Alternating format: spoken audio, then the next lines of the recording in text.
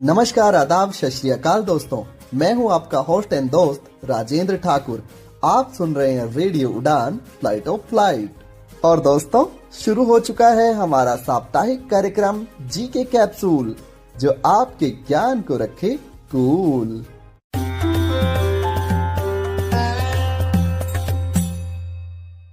दोस्तों, इस कार्यक्रम का मुख्य उद्देश्य प्रश्नोत्तरी के माध्यम से आपके ज्ञान में वृद्धि करना है। कार्यक्रम का प्रसारण हर सोमवार रात 10 बजे और पुनः प्रसारण हर मंगलवार शाम 5 बजे से रेडियो उड़ान द्वारा किया जाता है। आइए शुरू करते हैं प्रश्नोत्तरी का सिलसिला, लेकिन उससे पहले एक छोटा सा ब्रेक। क्या चश्मे सिर्फ एक ही काम के लिए होते हैं? जरा रुकिए, क्योंकि स्मार्ट ऑन डिवाइस के साथ चश्मे इससे कई ज्यादा काम कर सकते हैं।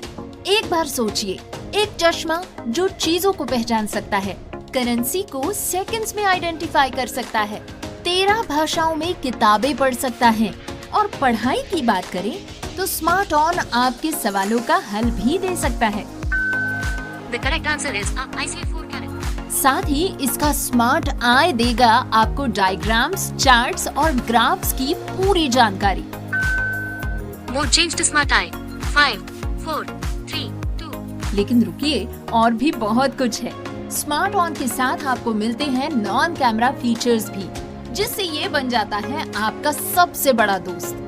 व्हाट्सएप इमेजेस का डिस्क्रिप्शन ले, The image is a photograph of a printed exam or quiz paper. AI tutor से पढ़ाई में टॉप करें। The questions cover various topics such as crystal and structure. Dock AI के साथ अपनी पढ़ाई और काम के डॉक्यूमेंट्स संभाले। स्मार्ट ऑन ग्लासेस आपके फोन के बैक और सेल्फी कैमरा से भी आसानी से जुड़ सकते हैं। महज 15 ग्राम का ये हल्का डिवाइस स्मार्ट ऑन ऐप के जरिए आपके फोन से जुड़ जाता है और आपको देता है जबरदस्त फीचर्स। लेकिन इससे बेहतरीन बात ये है कि इसे चार्ज करने की कोई जरूरत नहीं। ये आपके फोन से सीधे पावर लेता है, इसीलिए रहता है हमेशा तैयार आपके साथ। एक अच्छी खबर ये है कि ये सब्सिडाइज्ड रेट पर भी उपलब्ध है। आज ही हमारी सपोर्ट टीम से संपर्क करें और स्मार्ट ऑन को अपना बनाएं। नंबर है 917016606884। स्मार्ट ऑन ग्लासेस डिवाइस, आपके जैसी सोचने वाली तकनीक।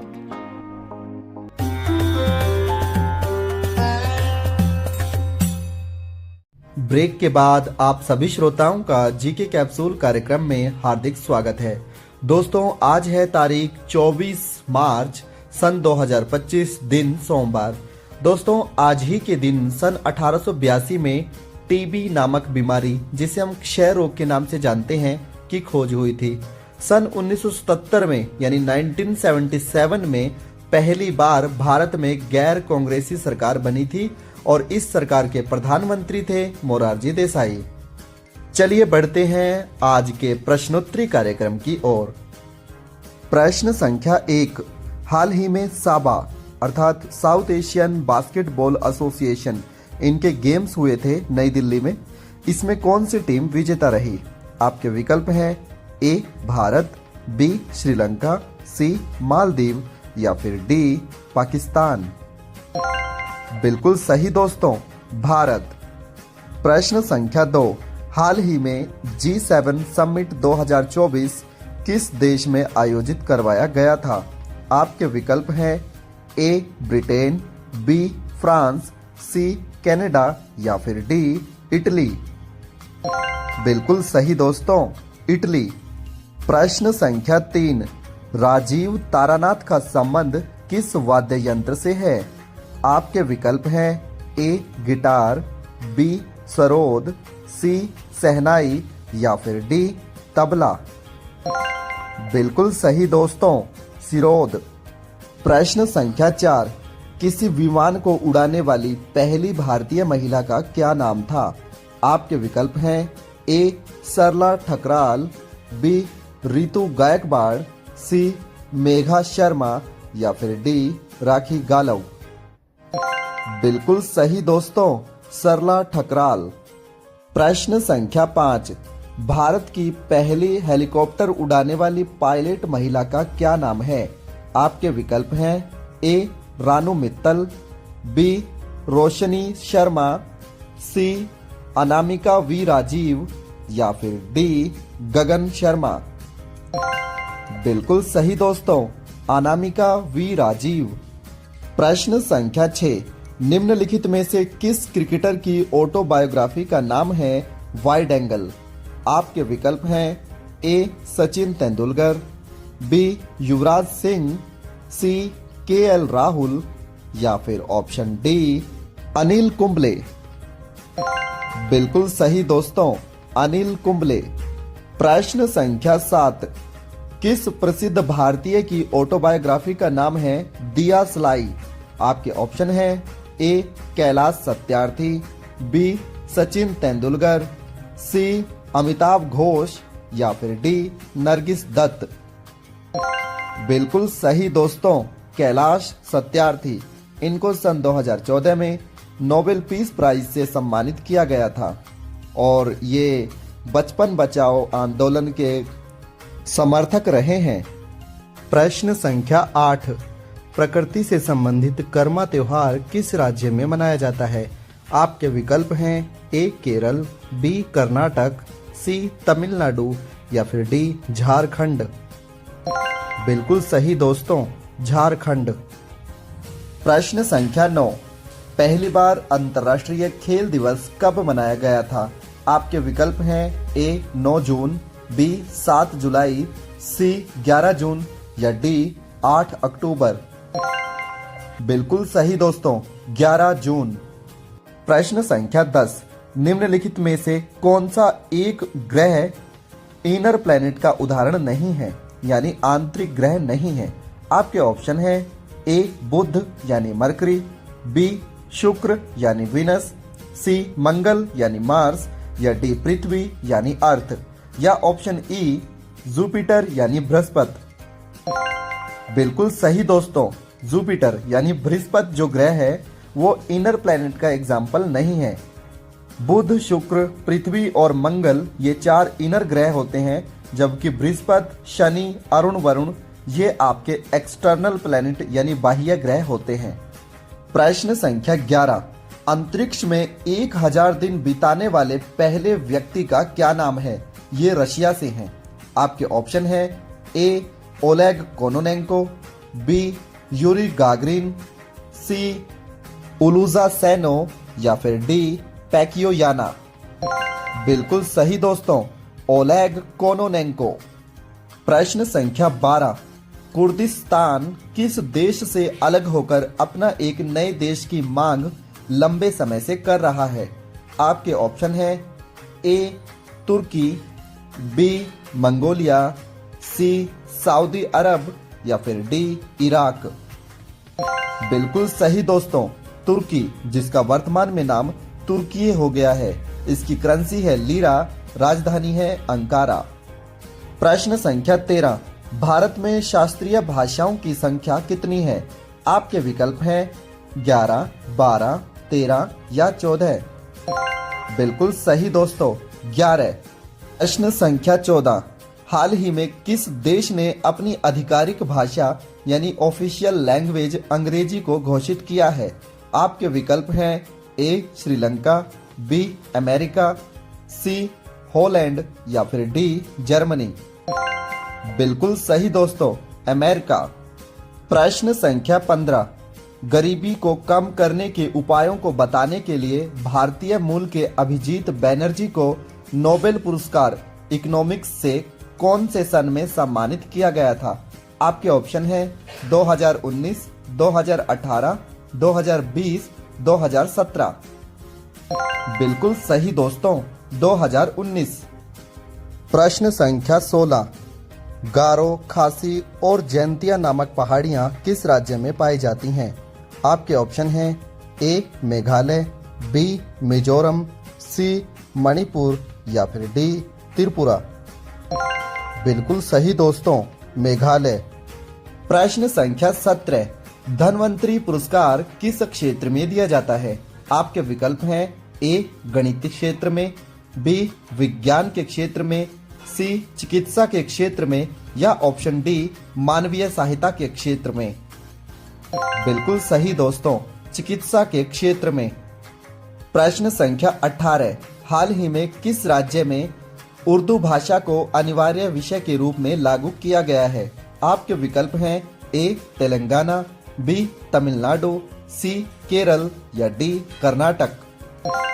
बिल्कुल सही दोस्तों, तेलंगाना। प्रश्न संख्या 19, पहली बार मिस एआई का अवार्ड किंजा लिली को मिला है, ये किस देश की हैं? आपके ऑप्शन है A Spain, B Morocco, C Uganda या फिर डी जर्मनी। बिल्कुल सही दोस्तों, मोरक्को। किंजा लिली का संबंध मोरक्को से है। प्रश्न संख्या 20, हाल ही में शिक्षा संजीवनी योजना का प्रारंभ किस राज्य से किया गया है? इस योजना के अंतर्गत स्कूली बच्चे जो स्कूल से आते हैं और फिर वापस घर जाते हैं, उनके साथ कोई भी दुर्घटना होती है तो ये राज्य सरकार उसकी भरपाई करेगी। आपके विकल्प हैं ए राजस्थान, बी हरियाणा, सी पंजाब या फिर डी मध्य प्रदेश। बिल्कुल सही दोस्तों, राजस्थान। प्रश्न संख्या 21, गांधी मंडेला पुरस्कार की शुरुआत किस ईयर में हुई थी? आपके ऑप्शन है 2019, 2017, 2021, 2020। बिल्कुल सही दोस्तों, गांधी मंडेला पुरस्कार की शुरुआत 2019 में हुई थी। प्रश्न संख्या 22, इरडई यानी insurance regulatory development authority of India, इसका हेडक्वार्टर कहां पर है? आपके ऑप्शन है ए हैदराबाद, बी मुंबई, सी दिल्ली या फिर डी चेन्नई। बिल्कुल सही दोस्तों, हैदराबाद।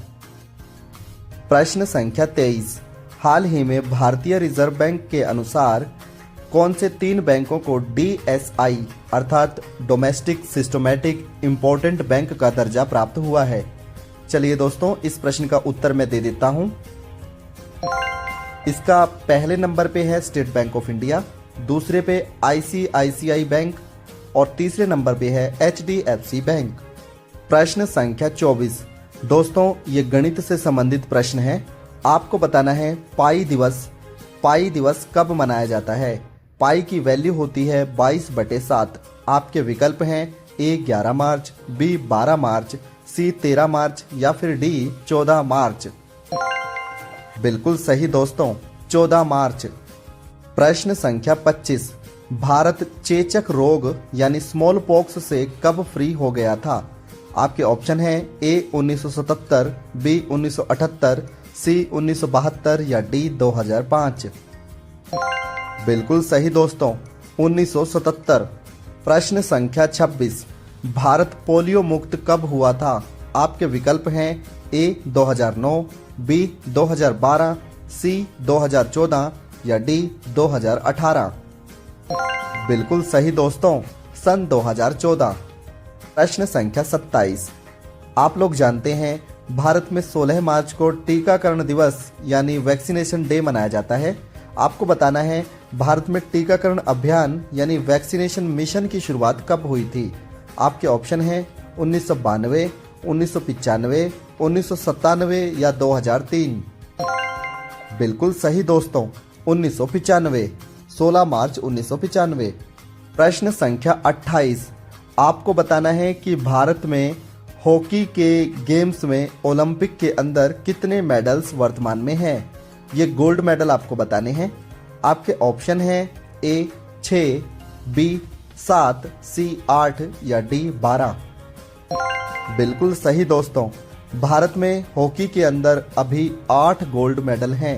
भारत ने पहला गोल्ड मेडल 1928 में जीता था, दूसरा 32 में, तीसरा 36 में, 40 में और 44 में ओलंपिक गेम्स नहीं हुए थे क्योंकि इस दौरान द्वितीय विश्व युद्ध चल रहा था। 1948 में और 1952 में भी भारत ने गोल्ड मेडल जीता था और 1975 में जो भारतीय हॉकी टीम जीती थी उसको Major Dhyan Chand lifetime achievement पुरस्कार से भी नवाजा गया है।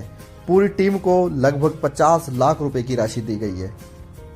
प्रश्न संख्या 29, हाल ही में शहरी कार्गो सेवा को शुरू करने वाली कौन सी मेट्रो रेलवे कॉरपोरेशन है? शहरी कार्गो सेवा का अर्थ है कि ऐसी मेट्रो जो माल की ढुलाई करेगी।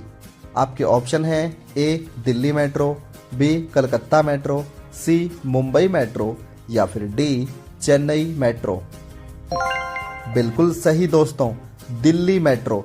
दिल्ली मेट्रो जो उसमें ब्लू लाइन है वहाँ पर अब यात्री जो मेट्रो है उसके साथ साथ में माल ढोने वाली मेट्रो भी चलाई गई है। और ये भारत का पहला शहर तो बना ही है, इसके साथ साथ दक्षिण भारत का भी पहला शहर दिल्ली ही बना है जहाँ पे मेट्रो के द्वारा माल ढुलाई यानी कार्गो की ढुलाई की जाएगी। ऐसा करने से दिल्ली में जो ट्रक हैं उनकी संख्या कम हो जाएगी और यातायात में जो भीड़ हो जाती है उससे निजात मिलेगी। प्रश्न संख्या 30। दोस्तों इस प्रश्न को पूछने से पहले एक पहेली का प्रश्न मैं आप लोगों से पूछ लेता हूं। आप लोगों को बताना है कि ऐसी कौन सी चीज है जो जल पर तैरती है परंतु गीली नहीं होती। चलिए बढ़ते हैं अब हमारे प्रश्न की ओर। आप लोगों को बताना है अंतर्राष्ट्रीय खगोलीय संघ की स्थापना कब हुई थी। आपके ऑप्शंस हैं ए 1915, बी 1922, सी 1917 या डी 1919। बिल्कुल सही दोस्तों, 1919 में अंतर्राष्ट्रीय खगोलीय संघ की स्थापना हुई थी।